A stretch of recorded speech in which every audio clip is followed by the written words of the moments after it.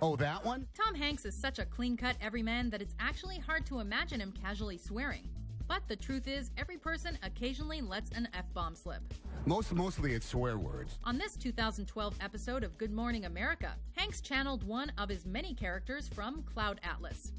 I think you're gonna love this one. He got a little too into character, though, and uttered one of the 7 words you can't say on TV. I want people to buy me book and book. Hanks immediately apologized to the audience and made fun of himself. It's awkward for sure, but few actors could play it off better than Hanks. I have never done that before. I would apologize to the kids in America that are watching this right now. We hope they're all and cool. let me say, next time on the show, there will be a 7-second delay. Number 8. Geraldo finds nothing in Al Capone's vault. The mystery of Al Capone's vaults. What secrets lie hidden inside Al Capone's vaults? Find out when we open it on live television. Al Capone was one of the most notorious and iconic gangsters in American history. When Geraldo Rivera hosted a live special unveiling the contents of Capone's secret vault in 1986, approximately 30 million people tuned in to see what treasures awaited. And nobody knows what's in it. Some say money. Some say body. Some say it's booby trap. And we're going to open it. The spoils of a vast criminal empire, the bodies of his enemies, whatever.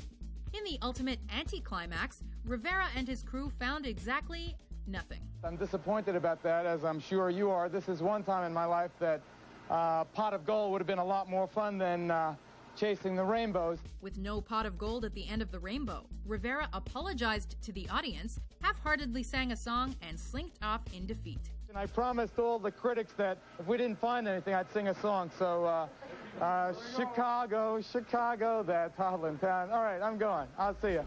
To date, the blunder has been mocked in popular culture mercilessly. There was nothing in Al Capone's vault, but it wasn't Geraldo's fault. No! Number 7. The Balloon Boy interview, Larry King Live. Millions watched on live television as a weather balloon flew high over the skies of the state. Heaney reported his 6-year-old may have been inside. The Balloon Boy hoax took America by storm for about 5 seconds in 2009, when Richard and Mayumi Heaney allegedly released a gas balloon that, unbeknownst to them, had their son Falcon inside. Later that day, the 6-year-old boy was found hiding in his house. But he was hiding out because he thought you were going to punish him for something that happened earlier in the day. Did he hear anything? Did he hear you screaming out, Falcon, Falcon?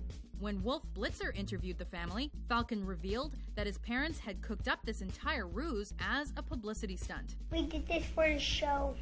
In exchange for his 15 minutes of fame, Papa Heaney was sentenced to 90 days in jail and paid tens of thousands in restitution. Richard Heaney pleaded guilty and apologized for orchestrating the incident last October that captivated the nation. Now, if only Falcon could really fly away from his parents' clutches. One of the guys told me it was for some TV show. So that's what he was referring to.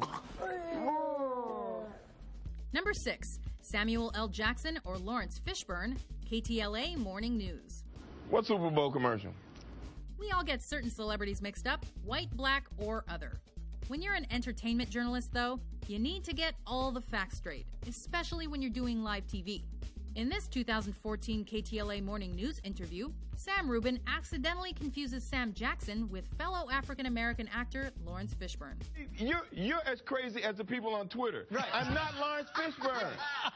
That's my fault. I know that. That was my fault. My mistake. You know what? We don't all look alike. While Rubin tried to make peace and move on, Jackson wasn't willing to let it go. I'm the what's in your wallet black guy. Okay. He's the car black guy. There it is. Morgan Freeman is the other credit card black guy. If these two had been in the same building, Jackson probably would have sat Rubin down and started quoting the Bible in furious anger.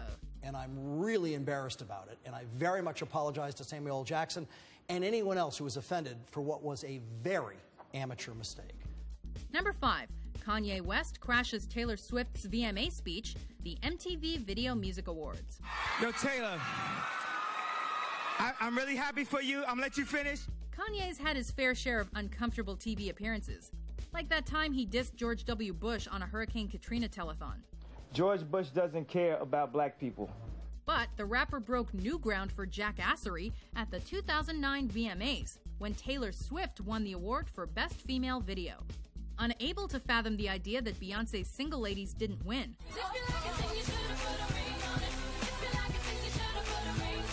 Kanye jumped on stage, stole Swift's mic, and proclaimed that his beloved Beyonce was the true victor. But Beyonce had one of the best videos of all time. Kanye was subsequently booed off stage and removed from the ceremony. This move was so dumb, even President Obama couldn't contain his opinion.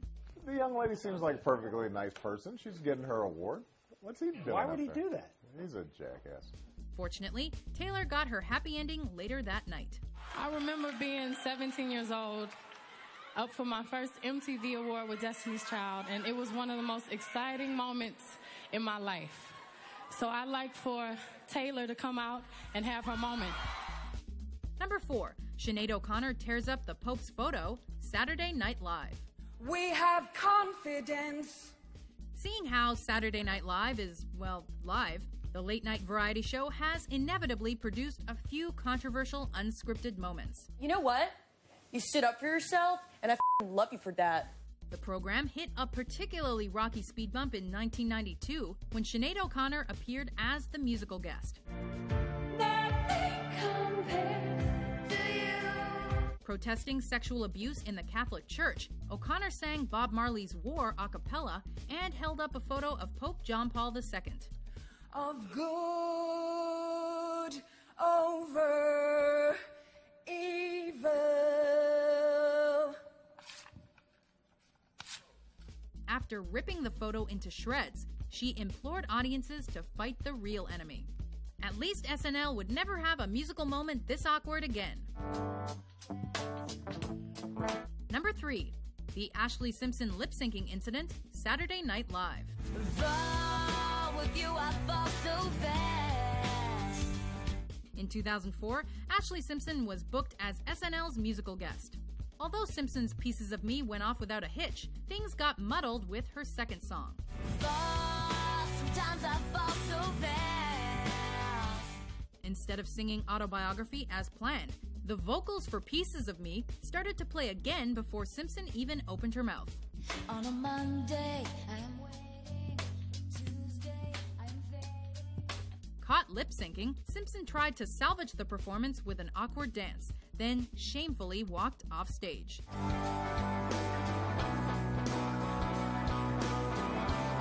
As embarrassing as the ordeal was, it didn't stop Simpson from returning to Saturday Night Live a year later with no complications. I'm John Heater, and I'm hosting SNL with Ashley Simpson. Ashley says she's really excited. She's saving her voice for the show. Number 2, It I Quit, the Anchorage 11 KTVA News. I sat and I thought out loud.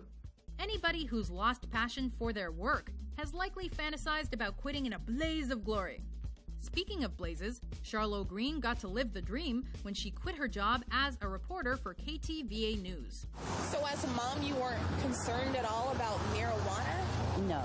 After reporting on the Anchorage, Alaska medical marijuana organization, the Alaska Cannabis Club, Green revealed herself as its owner and said she had decided to put less time into journalism and more into legalizing marijuana. Now, everything you heard is why I, the actual owner of the Alaska Cannabis Club, will be dedicating all of my energy toward fighting for freedom and fairness. Rather than giving her bosses 2 weeks' notice, she came out and said exactly what was on her mind. And as for this job, well, not that I have a choice, but I quit. Green's now former colleague was at a loss for words. We'll be right back. Pardon for us. Before we drop our jaws at our top pick, here are some honorable mentions. Well, Guy Cuny is the editor of the technology website News Wireless. Hello, good morning to you. It's really cool because it records much more accurately than... Oh, shit. Oh, my God. Fox 5 Morning News starts. Look over there. And it starts right now. So you're going to do a spoken word for us now, right? Right. Number 1, Janet Jackson's wardrobe malfunction, Super Bowl 38. The final score of Super Bowl 38 was an afterthought. Hell, we bet you don't even remember who played. All anyone recalls is the event's legendary halftime show. As Justin Timberlake joined Janet Jackson on stage, the two icons performed a duet of Rock Your Body. Let me rock your body. Come on and dance with me.